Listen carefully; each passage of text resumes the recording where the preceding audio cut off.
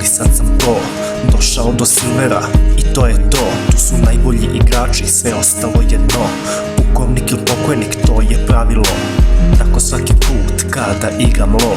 U Champion Selectu piše middle pro. Igrači se bune, psovke usta pune. Mene to ne zanima, namestio sam rune. Među kila i smrti, linija je tanka. Dominiram na laneu dok me neko ne ganka.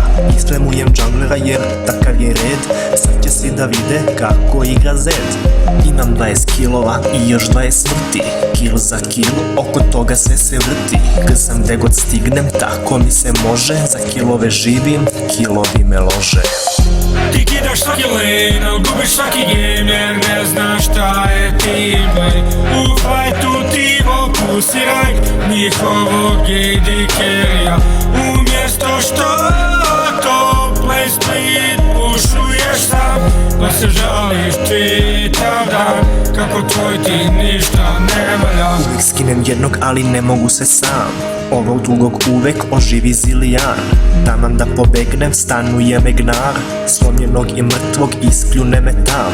U tim fajtu svakom fokus je na Zeda. Ja želim da predam, al ekipa ne da. Samo ja sam nafidan i svi mene taže. Livao sam game, dosta je blamaže.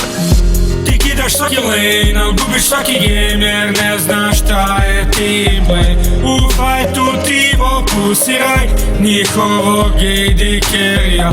Umjesto što top lane split pušuješ sam, pa se žališ čitav dan kako tvoj ti ništa ne valja. Ti kidaš svaki lane, al gubiš svaki game jer ne znaš šta je teamplay.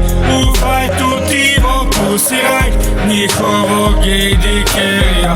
Umjesto što top lane split pušuješ sam, pa se žališ čitav dan kako tvoj ti ništa ne valja.